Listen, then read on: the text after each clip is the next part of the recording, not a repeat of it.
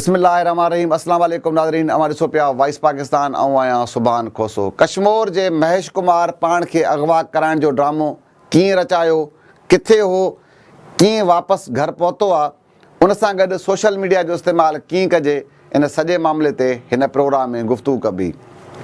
कश्मीर मां ख़बरूं social media ते वायरल थियूं त कश्मीर जो हिंदू नौजवान महेश कुमार हथियार बदन सां अगवा थी वियो आहे। धाड़ेलनि उनजी बाज़ियाबी लाइ 4 करोड़ रुपया भुंग तलब करे वरितो आहे। नौजवान खे कुझु माण्हुनि खे हिन टाइम ते जेका मूं ताईं मालूमात पहुती आहे, पैसा ॾियणा हुया, उन्हनि कर्ज़ु वग़ैरह हो को उहो ॾियणो हो, उन खे कीअं अदा कजे।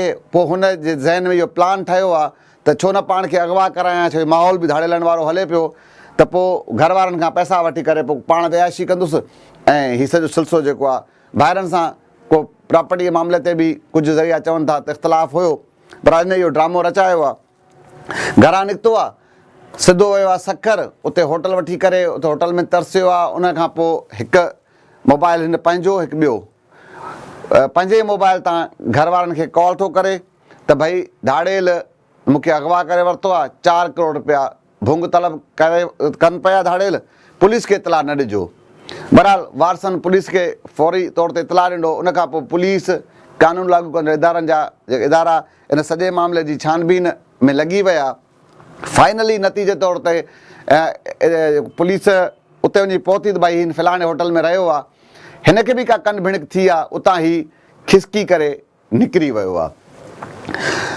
निकिरी करे घोटकी वञी पहुची, उतां रस्ते वेंदड़ कंहिं माण्हू खां मोबाइल वठी घर वारनि खे फ़ोन करे चए थो त भई मूंखे धाड़ेल हिते घोटकी में छॾे विया आहिनि, तंहिंजे करे अची मूंखे वठी वञो। धाड़ेल वारिस हुनखे घोटकी मां वठी अची घर पहुता। उनखां पोइ ASP ऑफिस में ASP कश्मीर प्रेस कॉन्फ्रेंस बि कई आहे। उते बि हीउ ॻाल्हाए थो त मां हेतिरे ताईं ॻाल्हि ॿुधाईंदुसि, हेतिरे ताईं ॻाल्हि न ॿुधाईंदुसि।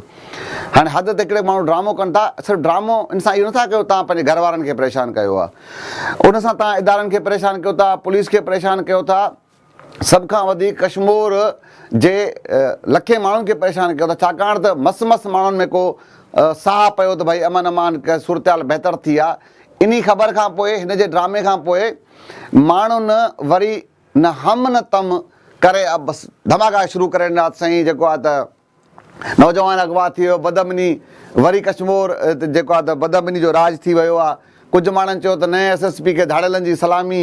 बहरहाल हर कंहिं पंहिंजे पंहिंजे हिसाब सां उहो करे छॾियो। मुंहिंजी जेका राय आहे उहा इहा आहे त घटि में घटि इन्हनि खे सज़ा मिलणु घुरिजे, त हिनखे ख़बर पवे त कीअं इहे ड्रामा कबा आहिनि। इन खां पहिरियां बि अहिड़े तरीक़े सां वारदातूं थियूं, ड्रामा थिया आहिनि, पर हिननि खे अगरि सज़ा मिलंदी घटि में घटि ॿीहर को इन टाइप जी हरकत न कंदो। बहरहाल उन सां गॾु सोशल मीडिया जे इस्तेमालु कंदड़ जेके दोस्त आहिनि, घटि में घटि उन्हनि खे बि ज़िमेवारी जो मुज़ाहिरो करणु घुरिजे। असां वटि थींदो ई आहे त जेका बि ॻाल्हि तव्हांखे वणे थी, तव्हांजे मिज़ाज जी आहे, पोइ असां बिना तस्दीक करण जे हिकिड़े मिंट लाइ नथा सोचूं त भई उहा ॻाल्हि ठीकु आहे, ग़लति आहे, सही आहे।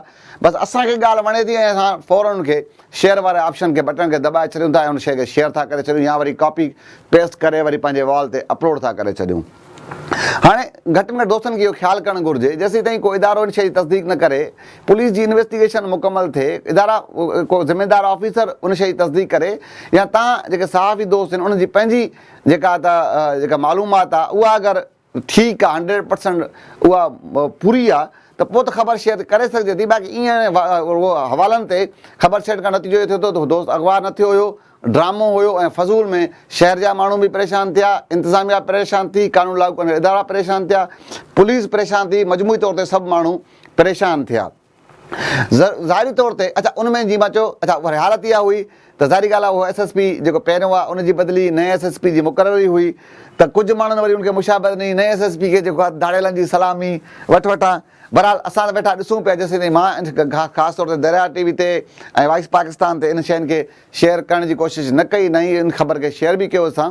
बहरहाल दोस्तनि खे ज़िमेवारी जो मुज़ाहिरो करणु घुरिजे, न करणु घुरिजे अहिड़ियुनि ख़बरुनि खे जेको आहे तीअं बिना तस्दीक थियल ख़बरुनि खे वायरल। बहरहाल नतीजे तौर ते हीउ जेको नौजवान आहे, इहो सॼो ड्रामो हिन रचायो, पाण पंहिंजी फैमिली खे बि परेशान कयईं, पाण खे बि परेशान कयईं, पुलिस खे बि परेशान कयईं, उन सां गॾोगॾु सॼे शहर खे परेशान कयईं। पर नतीजे तौर ते जेको उहो चाहे पियो उहो न थी सघियो, ऐं उहो एॾो सवलो न हो शायदि। कहिड़े दुनिया में ही नौजवान रहे पियो जो हुनखे एॾो ईज़ीली लॻो त मां सॼो कुझु ई मिंट में करे वेंदुसि।